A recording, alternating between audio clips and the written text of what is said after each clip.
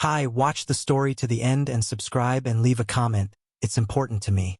Enjoy the story. I thought I was doing something good. Something thoughtful. I mean, after 18 years of marriage, you'd think I'd know how to read my wife, right? Rachel was out in Atlanta for a work trip that just so happened to fall right on her birthday, and that didn't sit right with me. She'd never been one to make a big deal about birthdays. No parties, no cake unless the kids insisted. But still, the idea of her spending it alone in a hotel room bugged me. So I came up with this little plan. Not some grand gesture or anything. Just me, Nate, and Emma flying down a day early. We'd show up at her hotel, knock on her door, and surprise her. I imagined the moment more times than I'd care to admit. Her opening the door in shock, eyes lighting up, a big smile, maybe even a tear or two. The kids would run into her arms, and we'd all laugh about how clever we were. We'd probably go out to dinner somewhere nice, maybe squeeze in a museum or zoo visit the next day.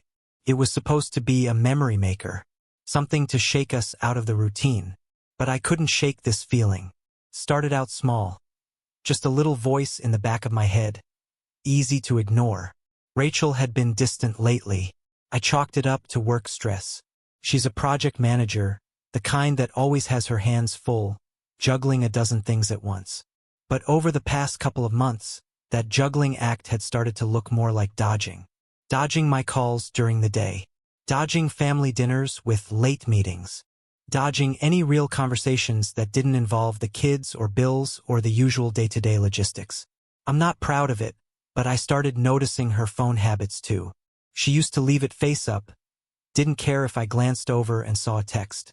Lately, it was always face down, and she'd tilt the screen away like muscle memory. Always just work, she'd say when I asked. Always someone from the office needing something right this second. I didn't push. I didn't want to be that guy, the jealous husband reading too much into nothing. But it gnawed at me, and still, I told myself not to make a big deal out of it. We've got kids. We've got history. We've got love, right? The morning of the trip, I woke up early, even before the alarm. I watched the ceiling for a few minutes, just thinking about the day ahead. I wanted it to go perfectly. Emma had helped me wrap a small gift for Rachel. A little bracelet she picked out herself. Nate had been less enthused about the trip, typical teenage attitude, but he came around when I told him it meant missing school for a couple of days. I tried calling Rachel around 7. Straight to voicemail. That was a little odd. She usually picks up, even if she's in a meeting, just to say she'll call back. I gave it 20 minutes, tried again. Still nothing. I left her a voicemail. Hey, happy birthday. Hope your morning's going well. The kids and I are thinking about you. Call when you get a chance. Then I texted. No response. Maybe she was in a bad reception area. Maybe her phone died. Maybe she just forgot to charge it, which isn't like her. But again, busy trip, big presentation, who knows? I kept telling myself that. Pushed down the discomfort and focused on getting us packed and out the door. Emma was excited the whole way to the airport. She had this energy about her that made it impossible not to smile. Asking a million questions about Atlanta, about what kind of cake we were going to get Mom, about how surprised she thought Rachel would be. I played along, told her it was going to be the best birthday ever. I meant it when I said it. Even Nate cracked a smile when we landed, though he was mostly glued to his phone during the flight. Emma sat by the window, nose pressed against the glass as we touched down. Are we going straight to the hotel? She asked. Do you think Mom's there already? Yeah, I said, trying to sound confident. She's probably just getting back from work. But the truth is, my stomach was starting to twist in knots. It was the silence that got to me. Still no reply to my calls. No text. No love you too, or miss you guys. Nothing. We picked up our rental car, a silver SUV that still smelled like the last guy's air freshener. As we drove through the city, Atlanta felt unfamiliar in that way that big cities do when you're not from there. Too many turns, too much traffic, everything feeling a little too fast and disorienting. I kept one hand on the wheel, the other occasionally checking my phone at red lights. Still no word. I didn't say anything to the kids. I didn't want to plant seeds of doubt. This was still a surprise, still supposed to be a good thing. But as we got closer to the hotel, that unease turned into something more like dread. I reminded myself to breathe. Maybe she was in a meeting. Maybe she left her phone in the room. Maybe she was planning her own little surprise and didn't expect us to show up. I parked the car in the hotel's underground garage. Emma bounced out of the back seat, clutching the gift bag in her hand. Nate was slower, but he followed, earbuds in, hoodie up. We walked into the lobby together. It was one of those nice corporate hotels. Sleek, modern, kind of impersonal. I approached the desk and gave the clerk Rachel's name. "Oh yes," the woman said with a smile. "Ms. Thompson checked in 2 nights ago. She's in a suite on the 10th floor. Then she hesitated. I noticed it right away. Just a flicker of something behind her eyes. "Is everything okay?" I asked. She cleared her throat. "Oh yes, it's just... the reservation lists 2 guests. I just wanted to confirm. Are you checking in as well?" "2 guests." I stared at her. "2 guests." "Yes, Miss Thompson and a..." "Let me check." She tapped her keyboard. "A Mr. Trevor Lane." My mouth went dry. I tried to keep my face neutral. Nate looked at me sideways, picking up on the shift in my expression. Emma was still chatting about the elevator music, oblivious. "Yeah," I said quickly. "That's fine. We'll just head up." I took the room key from her hand, my fingers cold around the plastic card. 2 guests. Trevor Lane. I'd never heard that name before in my life. I told myself not to jump to conclusions, but the knot in my chest tightened as we stepped into the elevator. I pressed the button for the 10th floor, trying to act normal, trying not to show the kids that something had changed. I could hear Emma humming beside me, swinging the gift bag back and forth. I was still holding onto a sliver of hope. But with every floor we rose, that hope got quieter. When the elevator doors opened, my legs felt heavier than they should have. Emma skipped ahead, her sneakers squeaking softly against the carpet. She held the gift bag like it was some kind of magic charm that would make everything better the moment we saw Rachel. Nate hung back with me, earbuds still in, but I could tell he was paying close attention. I caught him glancing at me a few times, like he was trying to read my face without asking what was wrong. I didn't know what to say because I didn't know yet. Not for sure. Not until I saw it with my own eyes. We found the room easily, suite 1023.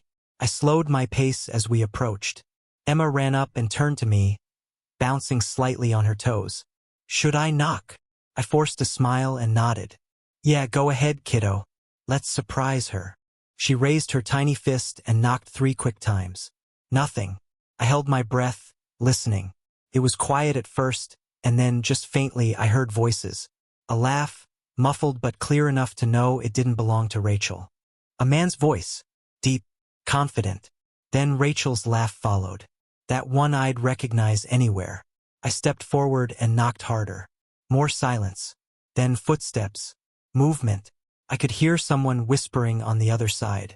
I reached down and gently put a hand on Emma's shoulder. "Why don't you go stand with your brother for a second?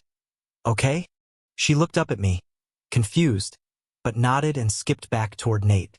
I turned my attention back to the door just as it opened.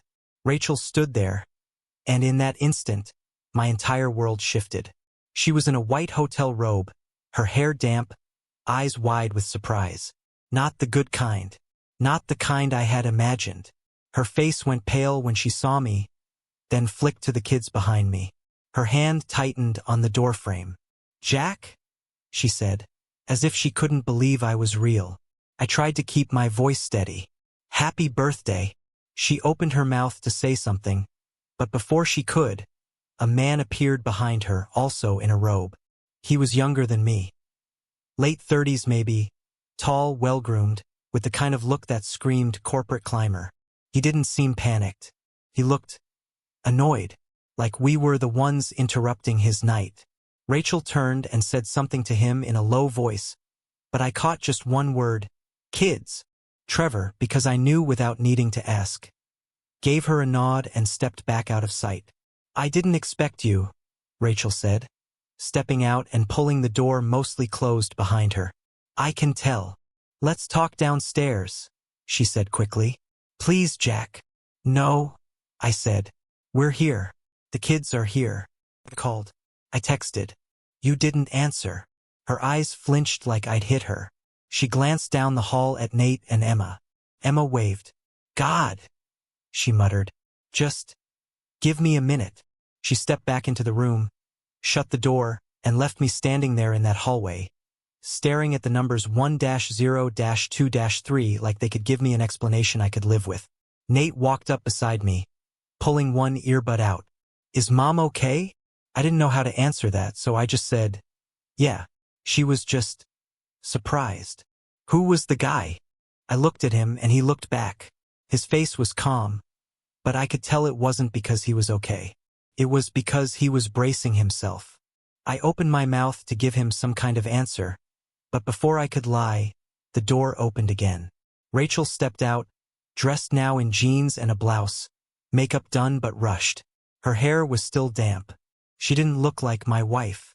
She looked like someone playing a version of herself, one I didn't recognize. "Let's go down to the lobby," she said. Her voice was tight, like she was trying to keep it together for the kids. We rode the elevator in silence.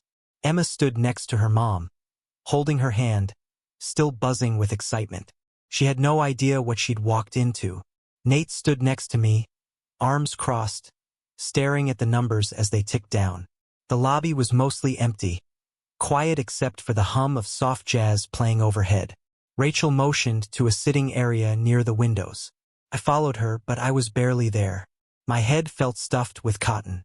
I sat on the edge of a couch while she perched across from me, legs crossed, eyes scanning the room like she expected someone to recognize her. "I didn't want this," she said finally. "It wasn't supposed to happen this way." "Then how was it supposed to happen? Rachel? Enlighten me." She looked down. "It's not what you think." "Please," I said, louder than I meant to. "Do not insult me. Not right now." She flinched again. "Who is he?" She hesitated for half a second. "Trevor. He works in the Chicago office. And you just invited him here for your birthday trip? It's complicated. Try me." She glanced over at the kids, who were now sitting on a bench near the elevators, Emma still swinging her feet. "Not here." I leaned forward, my voice a whisper now. "You knew we were coming." "No, I didn't. I swear, Jack. I had no idea." "You didn't check your phone all day?" "It died," she said. "I didn't charge it." "You're lying." Her mouth opened, but she couldn't say anything. She just looked away, like the floor was suddenly fascinating. I sat back, staring at her like she was a stranger I just met. "He didn't know about us, did he?" Rachel shook her head. "No, I didn't tell him." "Jesus Christ," I muttered. "I didn't mean for it to go this far." "But it did." She nodded slowly, her fingers fidgeting with the edge of her sleeve. "It started a few months ago. We were on a project together. Long hours, late nights. It happened. I felt something break inside me, quiet but permanent. I thought we were okay," I said. "Not perfect, but okay. You could have talked to me. I didn't know how." "That's *T. She didn't deny it. I stood. "We're going back to the room. You can stay here. Do whatever you need to do." She stood too. "Jack, I'm done listening." And I meant it. Nate followed me wordlessly. Emma tried to ask what was going on, but Nate said something to distract her. When we got back to our room, I sat on the edge of the bed and stared at the wall. I heard the click of Emma opening her bag, digging out her iPad. I heard Nate sigh and sink into a chair across the room. I felt nothing, and that scared me more than anything. I sat there for what felt like hours, staring at the wall, hearing the quiet shuffle of Emma getting comfortable and the soft hum of her game starting up. Nate didn't say a word. He just scrolled through his phone, earbuds back in, face blank. He was giving me space. Or maybe he didn't want to deal with it either. I didn't blame him. My thoughts were loud, louder than the silence in the room. I kept replaying the moment the door opened, the look on Rachel's face, the man behind her. Trevor, a name I didn't even recognize until today, and now it was carved into my memory like a scar. There was no mistaking the way she looked at him when she turned back to whisper something. Soft, familiar, like they shared a language I wasn't invited to understand. Couldn't wrap my head around it. Not yet. Part of me kept waiting to wake up, for someone to shake me and laugh and say, "Gotcha," like some cruel prank. But I wasn't asleep. I was in a hotel room in Atlanta with my kids, trying to figure out how to tell them that their mom was cheating on me. I didn't want to say it out loud, especially not to Emma. She was still glowing with excitement, completely oblivious to what we just walked into. She kept peeking toward the door like Rachel might walk in with a party hat and cupcakes. I couldn't bear to watch that hope on her face. Not when I knew it was already crushed. Rachel didn't come back right away. Part of me thought she wouldn't at all. That she'd stay in that room with Trevor, let us rot here in the aftershock. But around 8:30, the door opened. She walked in like she was returning from a grocery run, not a betrayal. Her face was calm, composed, like she'd been rehearsing for this moment. She brought food, takeout bags from some upscale place around the corner. "I figured you guys would be hungry," she said, setting the bags on the table. "There's pasta, chicken tenders for Emma." Emma lit up. "Yay, I'm starving." Nate just stared at her, then flicked his eyes toward me. He didn't say a word, but I could see it. He knew. Rachel knelt beside Emma, brushing her hair behind her ear, smiling. "I missed you so much." Emma giggled and hugged her, completely unaware. I felt my stomach twist. Rachel looked up at me over Emma's shoulder, her expression unreadable. I didn't move, couldn't. It was like my body had disconnected from my brain. We ate quietly, or rather Emma did. Rachel picked at her food, trying to make small talk about school and Emma's gymnastics class. Nate didn't touch his plate. I managed a few bites just to avoid raising suspicion, but everything tasted like cardboard. The room felt too small, too quiet, and too bright all at once. It was like we were playing house in the middle of a fire. When Emma went to take a shower, Rachel finally looked at me. "Can we talk? Just you and me." I glanced at Nate, who stood up immediately. "I'll go for a walk," he said, grabbing his hoodie. "You don't have to," I started, but he cut me off with a look. "It's fine," he said, and stepped out before I could say anything else. Rachel sat down across from me, hands in her lap. "Jack, I'm sorry. I didn't want you to find out like this." "How did you want me to find out?" She winced. "I'm serious. You want me to find out through a work gossip chain? A message from HR? Or did you even plan on telling me at all?" "I didn't know what I was going to do," she said quietly. "I didn't think this trip was going to mean anything. It was just supposed to be a break. Work stuff. Time away. But you brought him." She nodded, slowly. "I know. And it's awful. I didn't expect you to show up. I didn't expect to feel this much shame." "Shame?" I laughed, bitter and tired. "You were laughing in that room, Rachel. You didn't look ashamed." "That wasn't fair," she said. "You showed up out of nowhere. To surprise you. For your birthday." She looked down. "I know. Do you love him?" She shook her head. "No. I don't even know him like that. It wasn't supposed to be romantic. Not at first. He was just someone who listened. Someone who saw me. I felt invisible at home." That word again. Invisible. "I'm sorry if I made you feel that way," I said. "But this isn't how you fix that." "I know," she whispered. "I know I screwed up. I've been screwing up for months." "Are you in love with me?" I asked. Her eyes filled, but she didn't cry. "I don't know." That was the moment it really hit me. Not just what she'd done, but what she no longer felt. This wasn't just a mistake. It was something deeper, rotting from the inside. She hadn't just strayed. She'd already walked away in her heart, and she didn't have the guts to tell me. "I can't do this," I said, standing up. "Jack, please. I have to think about the kids. I have to think about what's next. I'm not ready to play house like nothing happened." "I get that, but don't make any decisions yet. Please." I didn't answer. I just walked toward the window and stared out at the Atlanta skyline, neon lights blinking in the distance. I felt her behind me, but she didn't come closer. She knew better. A few minutes later, The door opened and Nate stepped back in. He looked between us, sensing the tension. "I think Emma's asleep," he said. Rachel nodded. "Thank you." Nate sat back down in the corner, pulling out his phone again, but I could feel his eyes on me every so often. Watching. Waiting. Rachel disappeared into the bathroom to get ready for bed, but I couldn't stay in the room. I grabbed my jacket and stepped into the hallway, the door closing softly behind me. I paced the corridor, hands shoved deep in my pockets, heart pounding. I had no idea what I was going to do. All I knew was that something had cracked, and no amount of good intentions could glue it back together. Not now. Maybe not ever. I didn't sleep that night. Not really. I laid down on the edge of the bed next to Nate while Emma snored softly from the other bed, curled up around her stuffed llama, completely untouched by the chaos slowly consuming everything around her. I envied her innocence, how nothing in her world had shifted yet. Meanwhile, mine had been tipped sideways and shaken until all the loose parts fell out.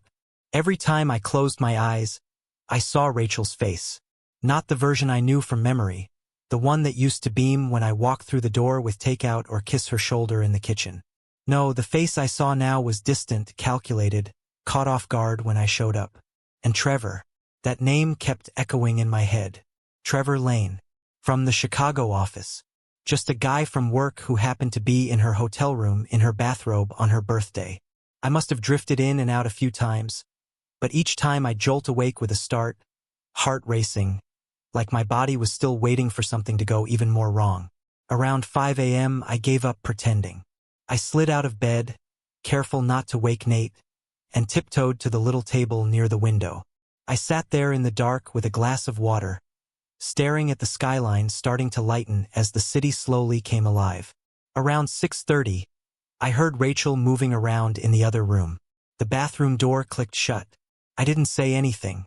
I didn't want to see her yet. Not like this in the daylight where things would be too real, too exposed. By the time the kids were up, Rachel had already come back to our room. She stood by the window, watching Emma pack up her small backpack. "I was thinking we could go to the aquarium today," she said softly, like nothing had happened. Emma lit up. "Really?" Rachel smiled and nodded. "You've always wanted to see whale sharks, haven't you?" Emma squealed, and Rachel glanced over at me, waiting for my approval. I said nothing. I didn't want to ruin it for Emma, but I couldn't bring myself to fake it either. Nate stood silently by his suitcase, arms crossed, watching us all. His eyes kept bouncing between Rachel and me like he was waiting for someone to say what we were all avoiding. Eventually, I caved. "Sure," I said, voice flat. "Let's go to the aquarium." The ride over was uneventful. Rachel made small talk with the kids in the back seat, and I kept my eyes on the road. Every now and then, I caught her glancing at me out of the corner of her eye, like she was trying to read my mood. I didn't give her anything. My hands stayed glued to the wheel, knuckles white, jaw clenched. The aquarium was packed. Weekend crowds, families everywhere. The smell of popcorn and wet concrete filling the air. Emma ran ahead from exhibit to exhibit, her face glowing with excitement. She pressed her hands against the glass tanks, pointing at every passing fish, yelling out names she half remembered from YouTube videos. I tried to focus on her, tried to absorb even a shred of her joy. But every time I looked over at Rachel, standing just behind Emma, smiling like a proud mom, I felt the sickness return. She didn't look guilty anymore. She looked like she was pretending nothing had changed, like this was still her family, like she could just plug herself back in and resume her role without consequence. We stopped for lunch in the cafe. Rachel sat across from me, tearing pieces off a turkey sandwich, her eyes darting from me to the kids. Nate barely touched his food. He kept pushing the fries around with his fork. Finally, he looked up and said, "Is something wrong?" Rachel froze. I blinked. "What do you mean?" He shrugged. "You guys are acting weird." I stared at him for a moment, then set down my drink. "You know your mom's been busy with work. That's all." He snorted. "Right? Work." Rachel looked down, suddenly very interested in her napkin. Emma, thankfully, was too focused on her chocolate milk to notice any of it. After lunch, we walked through the last wing of the aquarium. Giant glass tunnels with sharks gliding overhead. It should have been magical, but I felt like I was floating outside my own life. I was going through the motions, smiling when Emma looked at me, nodding when she pointed out a stingray. But it wasn't me behind those smiles. It was some version of myself trying to hold the whole thing together. By the time we got back to the hotel, everyone was exhausted. Emma collapsed onto the bed with her shoes still on, asleep within seconds. Nate went into the bathroom and shut the door behind him. Rachel stood in the middle of the room, fidgeting with her necklace. "We need to talk," she said finally, her voice low. I didn't answer. "Jack, I know you're angry. You have every right to be. But we can't keep pretending. You seem to be doing a pretty good job of that," I said. She winced. "That's not fair, isn't it?" I stood, walked to the dresser, stared at myself in the mirror. "I'm just trying to understand when you stopped being honest with me. When exactly did you decide to lie to my face?" "It wasn't like that," she said quickly. "I didn't plan any of this. I didn't go looking for someone. But you found someone." She didn't respond. "Does he make you feel alive? Is that what this is?" I turned to look at her. "Because if that's the reason, I need to know. I need to understand what you threw us away for." Tears welled in her eyes. "It wasn't about him. It was about me. I was unhappy, and I didn't know how to say it. I didn't know how to ask for more without sounding ungrateful. And I didn't want to hurt you." I laughed. "You didn't want to hurt me? Rachel, you didn't just hurt me. You burned the whole house down." "I know," she whispered, "and I don't expect forgiveness. I need you to believe that I didn't do this to spite you. I wasn't trying to replace you." "Then what were you doing?" I asked genuinely. "I don't know," she said, wiping her eyes. "I thought I could handle it, that it wouldn't get serious. But it did. And now I'm standing here, watching everything fall apart. And I have no one to blame but myself." The silence that followed was heavy. She looked up at me. "Do you want me to leave?" I didn't answer right away. I stared at her, at the woman I married, the mother of my children, and yet, someone I didn't recognize anymore. "Yes," I said finally. "I want you to leave tomorrow." She nodded, lips trembling. "Okay." She turned and walked into the adjoining room, quietly shutting the door behind her. I stood in the middle of the room, listening to the soft rhythm of Emma's breathing and the muffled sounds of water running in the bathroom. My family was in pieces, and I didn't know how to put us back together again.